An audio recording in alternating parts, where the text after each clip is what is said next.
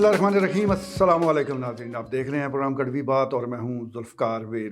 ناظرین، الیکشن کو لے کر چکوال میں صف بندی شروع ہو چکی ہے اور اب کس نے کہاں جانا ہے، کس کی حمایت کا فیصلہ کرنا ہے، حتمی وقت ہوا چاہتا ہے اور اس سلسلے میں اب اعلانات بھی ہو رہے ہیں، اب پالیسی کو واضح کیا جا رہا ہے کیونکہ وہ کہتے ہیں کہ وقت کم اور مقابلہ سخت ہے۔ 8 فروری بڑی تیزی کے ساتھ قریب آ رہی ہے اور اس سے پہلے فیصلہ ہونا ہے کہ کون کس کے پلڑے میں اپنا وزن ڈالے گا۔ اس وقت تمام نظریں سردار آفتاب اکبر کی طرف ہیں کیونکہ خود تو وہ اب الیکشن میں حصہ لینے کی پوزیشن میں نہیں ہے، لیکن ان کی حمایت کسی کو بھی جتوا سکتی ہے۔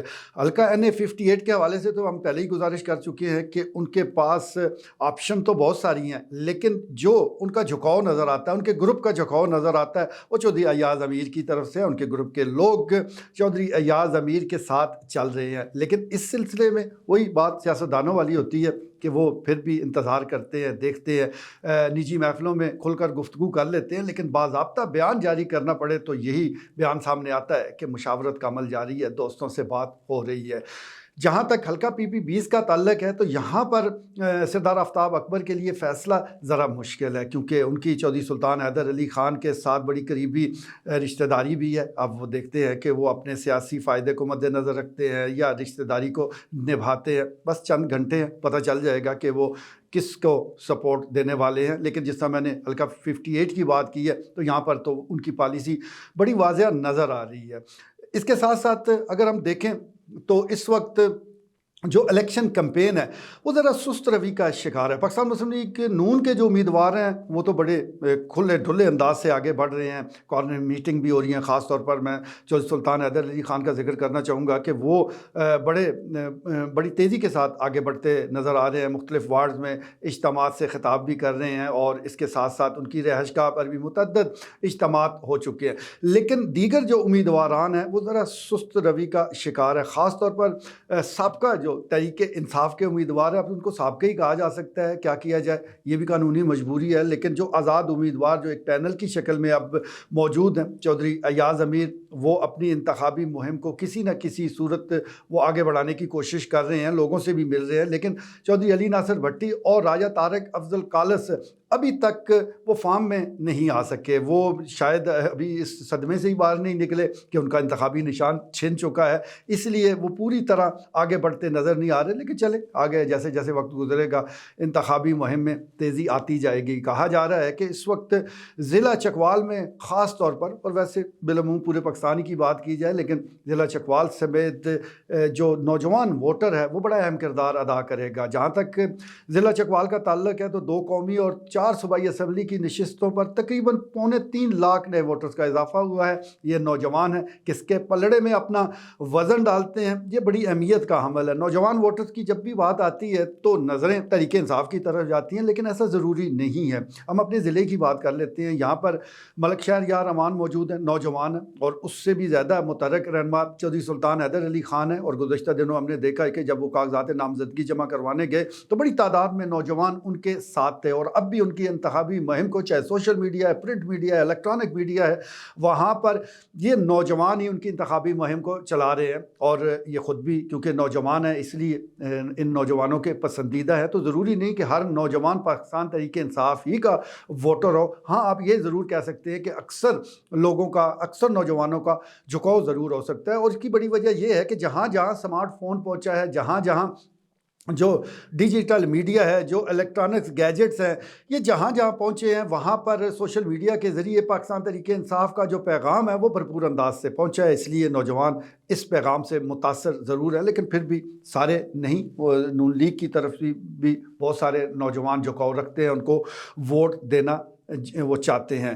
جہاں تک سرداران چکوال کا ایک ہونا، یعنی سردار گروپ کا ایک ہونے کا تعلق ہے، تو وہ میں نے کل کے پروگرام میں ہی آپ کو واضح کر دیا تھا کہ یہ فی الوقت ہونے والا نہیں ہے، کیونکہ جب تک دونوں کے مفادات یکجا نہیں ہوں گے تو ایسا کیسے ممکن ہے، اس لیے یہ تو نہیں ہو سکتا۔ ہاں، اگر گفت و شنید میں وہ مرحلہ آ جائے کہ حلقہ PP22 اور حلقہ NA59، کیونکہ سردار غلام عباس 2 نشستوں پر الیکشن میں حصہ لے رہے ہیں، تو اگر وہ دونوں نشستیں جیت جاتے ہیں تو لامحالہ ایک تو چھوڑنی پڑے گی. وہ چھوڑنے والی نشست پر اگر وہ سردار آفتاب اکبر کو موقع دیتے ہیں تو پھر تو بات بن جائے گی, سیاسی بات ہے. لیکن یہ باتیں صرف ہمارے آپ کے درمیان ہی ہے. ظاہر ہے جو بڑے لیڈران ہیں جب بیٹھتے ہیں تو پھر ان کے نظریات, ان کی ضروریات, ان کی خواہشات ذرا مختلف ہوتی ہیں. بہرحال ہم تو امکانات پر بات کر رہے ہیں, ضروری نہیں کہ اس فارمولے پر کوئی سنجیدہ بھی ہو. اس کے ساتھ ساتھ ذکر کر لیتے ہیں جی سردار ذوالفقار خان عبداللہ کا. جب ان کو پاکستان پیپلز پارٹی کا ٹکٹ ملا ایسا لگ رہا تھا کہ وہ جیسے ضلع چکوال میں کی پیپلز پارٹی میں نئی روح پھونک دیں گے. ابتدائی طور پر انہوں نے چند ملاقاتیں بھی کی لیکن پھر ذرا ٹھنڈے ہو کر بیٹھ گئے ہیں. کوئی بڑا ڈنٹ لگانے میں ناکام ہوئے ہیں پاکستان تحریک انصاف کو, کیونکہ ان کے زیادہ دوستوں کی جو بڑی تعداد ہے وہ تحریک انصاف ہی کے وہ سابقہ کھلاڑی ہے جو ان کے ساتھ ہوا کرتے تھے, اور اب وہ اکثریتی وہ لوگ چودھری ایاز امیر کے ساتھ ہے. بڑے بڑے قریبی جو لوگ تھے جس میں جمیل بیکری بھی ہیں, جس میں اور بہت سارے لوگ ہیں کہ جو سردار ذوالفقار خان عبداللہ کے ہم قدم چلا کرتے تھے لیکن اب وہ نہیں رہے. اس کا مطلب یہ ہے کہ سردار ذوالفقار خان عبداللہ جس خواہش کے ساتھ, جس منصوبہ بندی کے ساتھ اور جس ٹارگٹ کے ساتھ وہ آئے تھے وہ فی الوقت پورا ہوتا نظر نہیں آ رہا. اسی طرح یہ سارے معاملات چل رہے ہیں اور دیکھتے ہیں کہ اب آنے والے دنوں میں جو الیکشن ہے وہ کس کروٹ بیٹھتا ہے. جہاں تک حلقہ PB20 کا تعلق ہے تو اس میں سب سے اہم جو پٹی ہے وہ یہ ڈڈھیال مرکز والی ہے, جس میں ڈڈھیال کا پورا علاقہ بھی آ جاتا ہے. پھر یہی پٹی ہے, سرال ہے, لطیفال تک,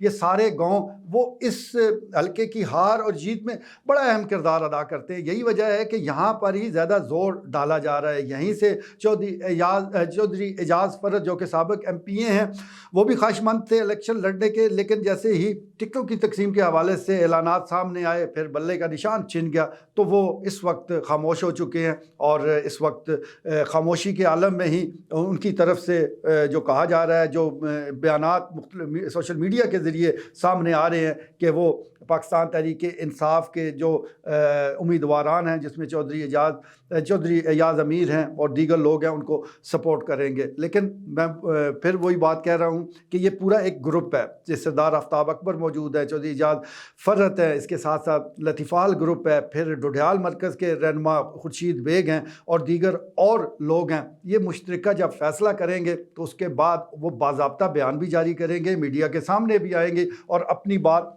کھل کر بیان کریں گے. تو یہ سارا ایک سلسلہ اب چل رہا ہے اور اس سلسلے میں رنگ بھرنا باقی ہے.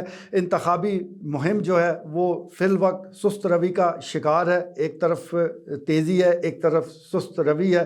دیکھتے ہیں کہ 8 فروری سے پہلے یہ اس الیکشن کو سپیڈ اپ کیسے کیا جاتا ہے. اب رہ گئی ووٹرز کی بات, عام لوگوں کی بات, عوام کی بات, آپ کی اور میری بات. تو یہ لوگ تو اب مسائل میں الجھے ہوئے ہیں, مہنگائی کی چکی میں پس رہے ہیں, پیٹرول کی قیمتیں کم ضرور ہوئی ہیں لیکن اس کا جو ریلیف عوام کو ملنا چاہیے وہ دور دور تک نظر نہیں آتا. چکن مہنگا, انڈے مہنگے, گوشت مہنگا, سبزی مہنگی, دالیں مہنگی, ہر چیز مہنگی ہوتی جا رہی ہے.